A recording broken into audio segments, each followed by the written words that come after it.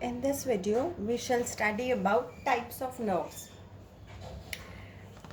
In previous video, we have seen that autonomous nervous system is made up of nerves, and these nerves, depending upon their function, are of two types: sympathetic nerves and parasympathetic nerves. Now, nerves which will release, see, all nerves, they transmit impulse. सारे nerves का यही function होता है, वो impulse transfer करेंगे एक nerve से दूसरी नर्व्स में. और ये इम्पल्स, ये जो मैसेज है impulse coming from brain and spinal cord, ये एक नर्व से दूसरे नर्व या एक न्यूरॉन से दूसरे न्यूरॉन में ट्रांसफ़र होगा only after release of neurotransmitter chemicals. एक न्यूरॉन से जब इम्पल्स पास हो रहा है उसके बाद न्यूरोट्रांसमीटर्स रिलीज होंगे and then the impulse will be send to the next neuron और nerve. So sympathetic nerves are those nerves which will release neurotransmitters called epinephrine or norepinephrine.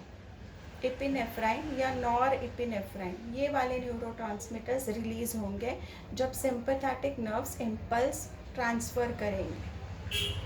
Parasympathetic nerves वो होते हैं जो जब मैसेज इम्पल्स आगे forward करते हैं तो न्यूरोट्रांसमीटर जो रिलीज़ होगा वो एसिटिलकोलिन होगा.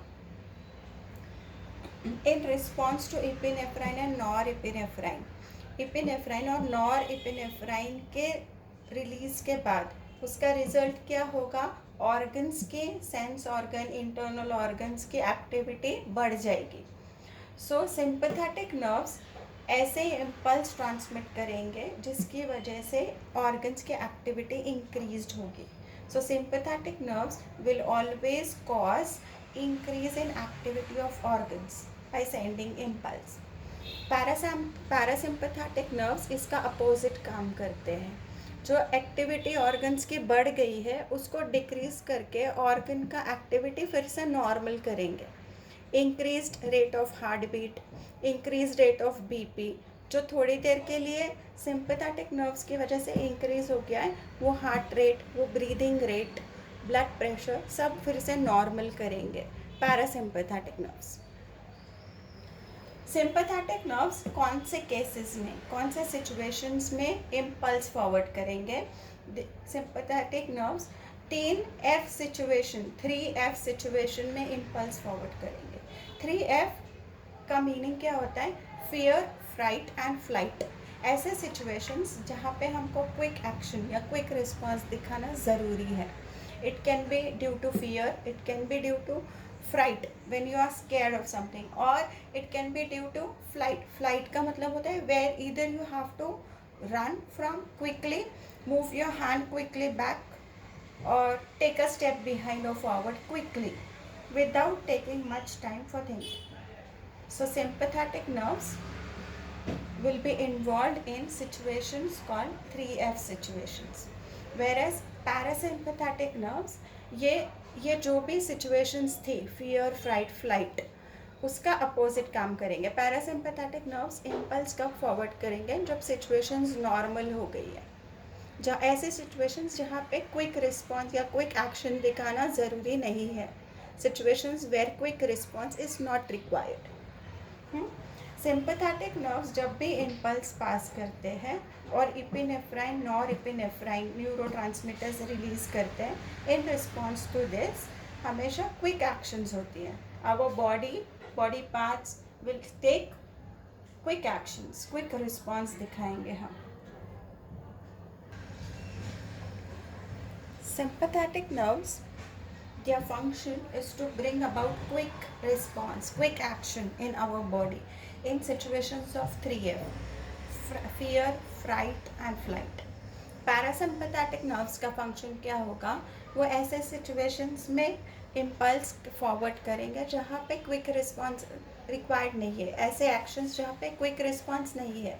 फॉर एग्जांपल, पैरासिम्पैथेटिक नर्व्स की वजह से क्या एक्शन होगा, क्या फंक्शन होगा? During salivation, release of saliva. Defecation, removal of waste from body. Digestion of food. Urination, removal of urine from kidney. Lacrimation, tears coming out from lacrimal glands, tears जब निकलते हैं आई से, ये सब सिचुएशंस ऐसी है जहाँ पे working of organ is very slow and at a pace. यहाँ ये सिचुएशंस में quick action, quick response required नहीं है।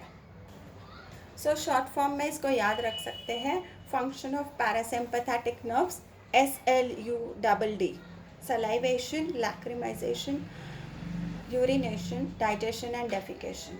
और सिंपैथेटिक नर्व्स का फंक्शन होता है इन सिचुएशन ऑफ 3F। लोकेशन क्या है, ये नर्व्स या नर्व फाइबर्स, सिंपैथेटिक नर्व या सिंपैथेटिक नर्व फाइबर्स बॉडी के कौन से पार्ट्स में होंगे, उनका लोकेशन क्या है। सिंपैथेटिक नर्व्स या नर्व फाइबर्स ऐसे बॉडी के पार्ट्स में होंगे which are at the location of thoracic and lumbar vertebrae. What are vertebrae?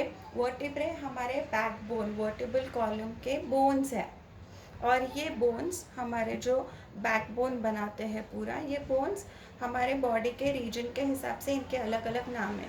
For example थोरैकिक vertebrae मतलब ये वो वर्टिब्रोन्स हैं वर्टिबल कॉलम के जो हमारे चेस्ट रीजन में प्रेजेंट है। लुम्बर वर्टिब्रे ये वो बोन्स हैं वर्टिबल कॉलम के जो हमारे एब्डोमेन रीजन में होते हैं। सो थोरैकिक और लुम्बर वर्टिब्रे बॉडी के जो रीजन में है वो एरिया में सिंपैथेटिक नर्व्स या sympathetic nerve fibres enter into body parts.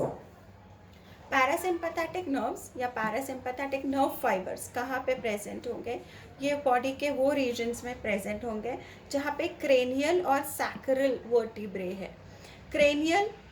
Cranial vertebrae मतलब वो बोन्स वर्टिबल कॉलम के जो नेक रीजन में है, और सैक्रल वर्टिब्रे वो है जो हमारे बॉडी के हिप रीजन में है, सैक्रल।